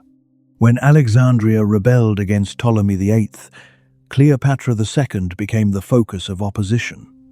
Ptolemy fled with Cleopatra III. The kingdom fractured. Eventually, the family reconciled publicly and issued an amnesty, because rulers who cannot destroy one another sometimes declare harmony and continue. The cycle repeated in later generations. Cleopatra III ruled with Ptolemy IX, removed him, promoted Ptolemy III, and navigated conflicts among her children. Ancient sources claim that Ptolemy I eventually had her killed. Whether every dramatic detail is reliable or not, the dynasty's pattern is clear. Close marriage did not create trust. It placed the people least able to trust one another into the closest possible political relationship. The psychological world of these families cannot be recovered through diagnosis, but we can recognize the conditions they faced. Royal children learned that affection and danger could occupy the same room. A mother might protect a son fiercely because her own survival depended upon him. A brother might fear a sister because marriage gave her access to his title. A sister might fear a brother because widowhood could mean exile or death. The palace rewarded emotional control. Public grief followed ritual. Public joy followed politics. A queen whose child died might have to appear composed before officials already discussing the next heir. A king celebrating marriage might know that the bride's supporters had recently plotted against him. Modern families often separate love, money, work, and government imperfectly. Royal families did not separate them at all. Every meal could be a council. Every birth could be an election. Every funeral could be a coup. Sibling marriage intensified this fusion. The person sharing your ancestry also shared your crown. The person beside you at a ceremony might be the only one whose claim equaled yours. Calling the couple gods provided grandeur. It also concealed fear. The biological effects of repeated close marriage are often discussed through portraits, but portraits are unreliable evidence. The famous Habsburg jaw in early modern Europe provides a visible example of a feature associated with generations of dynastic intermarriage. Yet even there, the exact relationship between artistic representation and genetics requires careful study. Egyptian art is more stylized. Artists followed conventions that could remain stable for centuries. Men might appear with ideal shoulders and youthful bodies. Queens could be shown slender and elegant. Age, disability, and individual variation were often reduced or omitted. Amarna art broke some conventions but introduced others. Ptolemaic portraiture combined Greek naturalism with Egyptian royal forms. A face on a coin might emphasize continuity with an ancestor or project strength rather than record every physical detail. We cannot count inherited disorders by counting unusual noses on statues. Mummies offer direct bodies but incomplete stories. Preservation changes tissue. Damage occurs during burial, robbery, excavation, and early examination. A fracture may happen at death, during embalming, or thousands of years later. Genetic material degrades. Diseases that leave no mark remain invisible. The evidence supports caution, not denial. Close reproduction carries risk. Some royal individuals show possible consequences, but no responsible history should transform every Ptolemy into a monster or every early death into genetic proof. Most members of the dynasty looked like human beings because they were human beings. Their most destructive inheritance may have been political rather than visible. A system teaching every royal child that family membership justified rule. Ordinary Egyptians, watching the royal cult, may not have interpreted it literally. People can participate in public ritual while holding private opinions. A farmer could honor the king as the protector of Maat without choosing the king's marriage pattern. A Greek merchant in Alexandria could use coins bearing the sibling gods while making jokes at home. A priest could perform the official cult because temple prosperity depended upon royal support. Ancient populations were not a single mind. The royal message, nevertheless, mattered. Festivals brought food, spectacle, music, and community. Temples employed workers and controlled land. Royal patronage repaired sacred buildings. Tax policy affected villages. The image of a harmonious ruling family supported expectations that the Nile would rise, enemies would remain distant, and the gods would receive proper service. When the kingdom prospered, the marriage could be praised as part of order. When famine, war, or taxation caused suffering, the same court might face revolt regardless of its sacred titles. Divinity was politically useful, but not politically invincible. Egypt experienced uprisings under the Ptolemies, especially as economic pressure and cultural tensions grew. Native Egyptian rulers emerged in the south during periods of rebellion. Priests and local elites could support or resist the dynasty according to circumstance. The Ptolemies were not secure simply because they married like gods. A successful ideology must still feed soldiers and collect grain. Now imagine that you are the royal sister rather than the official watching her. Your future has been discussed since childhood, though perhaps never honestly in your presence. You know that marriage abroad could send you hundreds of miles from home to a court whose language, customs, and alliances differ from yours. You know that remaining unmarried may keep you dependent upon a brother or mother. You know that marrying within the family may give you the highest possible title and place you beside the throne. You also know the stories of queens who fell. Your education prepares you to manage estates, ceremonies, correspondence, patronage, and household staff. You learn how to appear in public, whom to reward, which priesthoods matter, and how to read expressions around a banquet. You learn that servants carry information and that generosity creates loyalty. If your brother becomes king, everyone watches how he treats you. If he marries you, your attendants celebrate. Perhaps you helped arrange it. Perhaps you opposed it. The official inscription will not record the difference. On the day your new titles are announced, artists begin converting your complicated human life into a perfect public figure. Your fear is removed. Your age is softened. Your posture becomes eternal. The image will survive after your private voice disappears. If you bear a child, the court celebrates the future. If the child is a daughter, her value will be discussed immediately. If the child is a son, nurses and guards surround him. If the infant dies, the palace changes its plans before your grief has found words. Power gives you resources unavailable to almost every woman in the ancient world.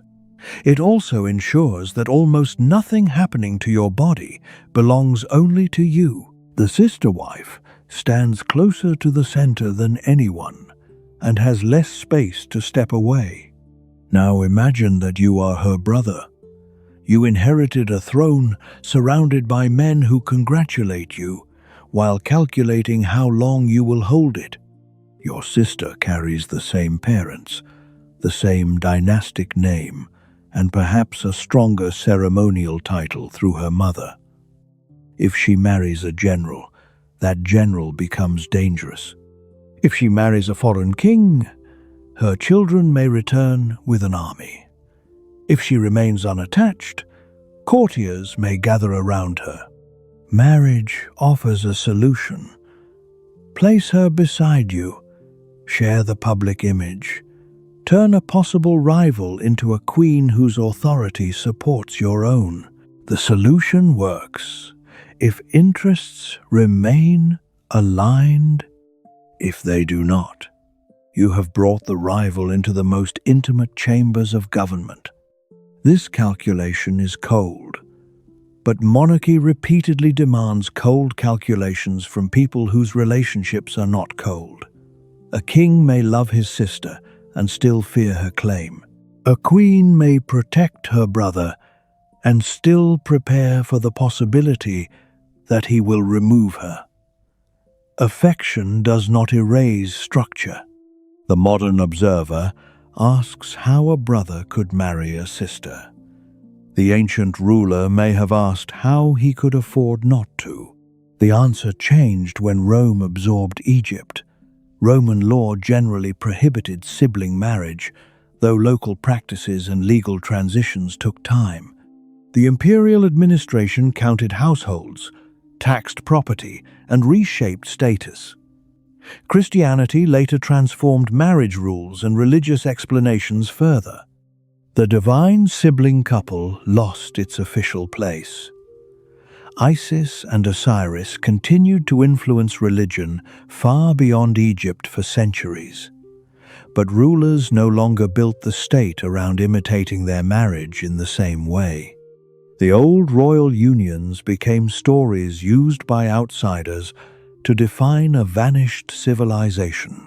Medieval and early modern writers inherited classical accounts. Archaeology later recovered monuments, papyri, bodies, and art. Each age reconstructed the custom according to its own concerns. Victorian scholars fascinated by race and heredity emphasized blood. 20th century popular culture emphasized decadence. Modern genetics emphasizes biological consequence. Feminist history restores the political agency of queens. Economic history examines property. Religious history examines divine kingship. Each approach sees part of the palace. The complete explanation requires us to walk through all its rooms. By now, the original shocking question has become a network of smaller questions. Which pharaoh? Which sister? Was she a full sister or half-sister? Did the marriage produce children? Did it create a cult? Did it settle a disputed succession? Did the queen possess an independent claim? Was the dynasty native Egyptian or Ptolemaic Greek? Are the family titles literal? Is the genealogy secure? History becomes more interesting when the simple answer breaks. Yes, Egyptian pharaohs sometimes married sisters. No, it was not the ordinary behavior of every Egyptian. Yes, divine examples mattered. No, purity of blood was not a scientific program. Yes, the Ptolemies repeated close marriage extensively. No, every illness in their family cannot be diagnosed from a coin. The uncertainty does not weaken the story. It reveals how royal power worked. The pharaoh's court took flexible traditions and used them to solve immediate political problems. It selected myths, titles, ceremonies, and images that made the solution appear timeless. Later rulers inherited the appearance of tradition and repeated it for new reasons. What begins as strategy becomes custom. What becomes custom is eventually called sacred. One final image remains. In a temple relief, the king and queen stand together before a god. Their bodies follow the calm geometry of Egyptian art. Their feet align, their clothing is immaculate. Their names sit inside protected shapes. The god extends life and years of rule. Nothing in the scene suggests genetic risk, childhood coercion, jealousy, miscarriage, succession panic, or civil war. Those belong to mortal time. The relief belongs to eternity. That was the achievement of royal ideology. It transformed a dangerous family arrangement into an image of perfect balance. It was also the illusion. The documents of ordinary marriage make that illusion easier to recognize. In later Egyptian contracts, couples listed property, support, inheritance, and obligations in practical language. A marriage involved grain, silver, clothing, household goods, land, and the future of children. Divorce could require payments. Widows could defend claims.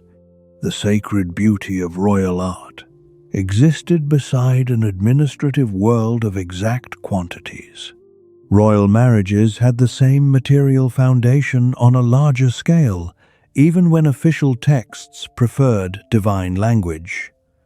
Queens required estates to support households. Temples required endowments to maintain cults.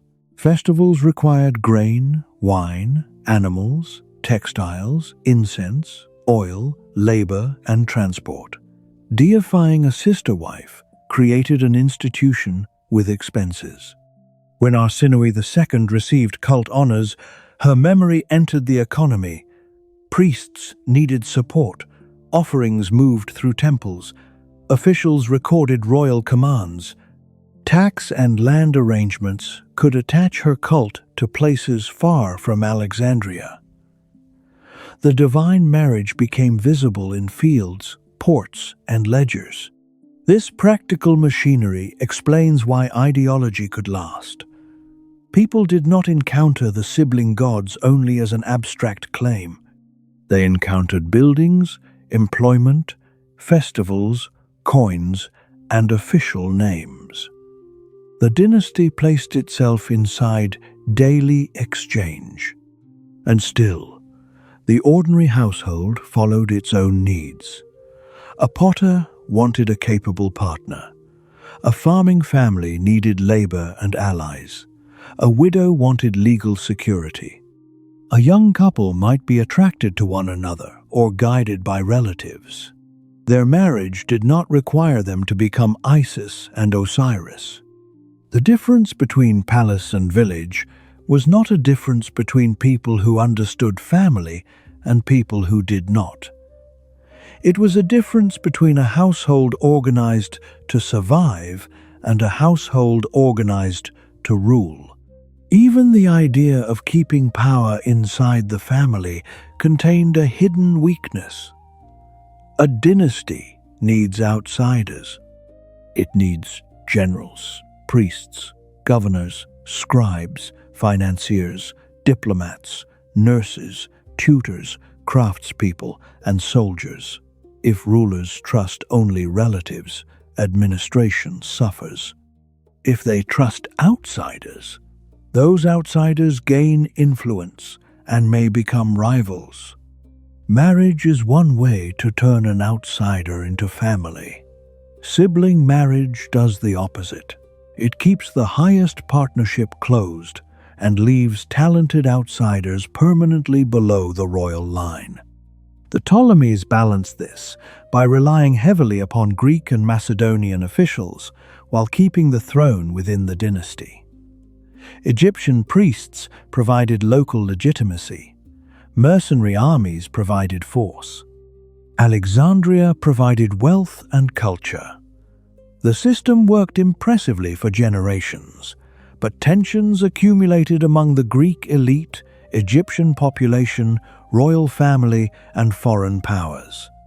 When a child king inherited, advisors and relatives competed to govern through him.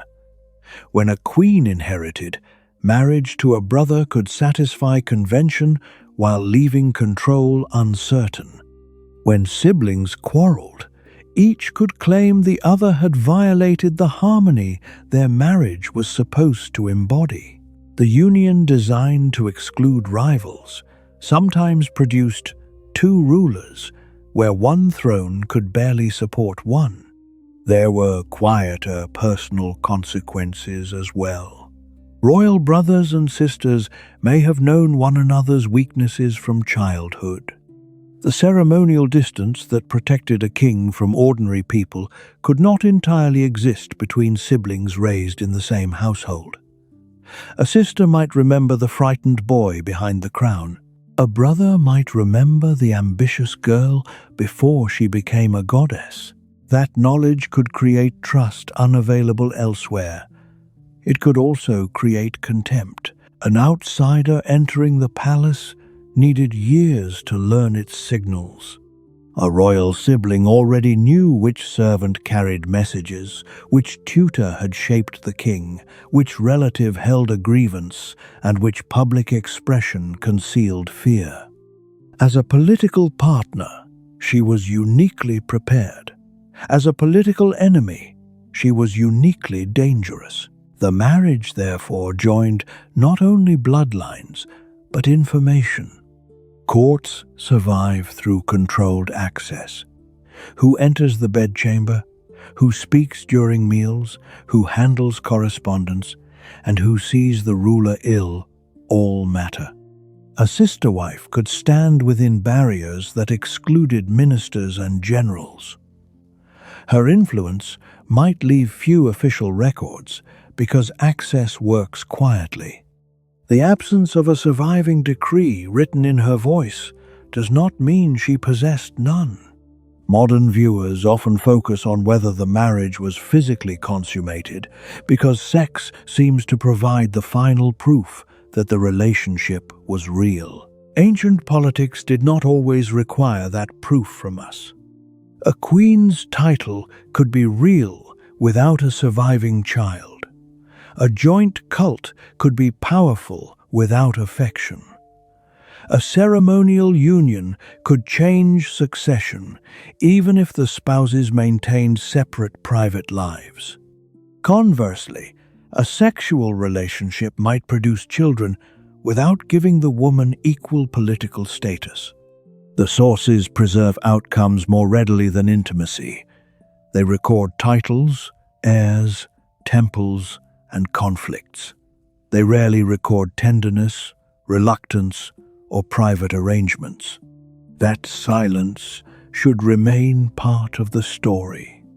We can say, Ptolemy II married Arsinoe II and built a public ideology around their sibling union. We can say, Tutankhamun married his half-sister Ankhesenamun and appears to have fathered children who did not survive. We can say the later Ptolemies repeatedly married close relatives and fought viciously among themselves. We cannot look through every royal bedroom door, and perhaps that is why the stone images feel so powerful. They give us certainty where life contained uncertainty. The king is always legitimate. The queen is always graceful. The heir is always protected. The gods always approve.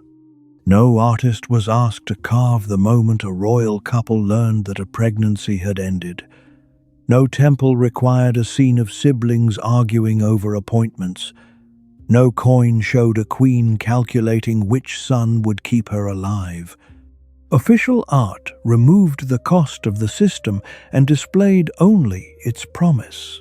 The historian's task is to hold both in view: the promise that ancient people saw, and the cost that surviving evidence allows us to trace.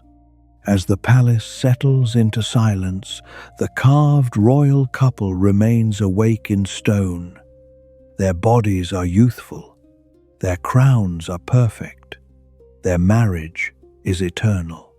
No illness touches them, no argument divides them, and no Roman army waits beyond the horizon. That is the promise royal art was designed to make. History preserves the cracks behind it.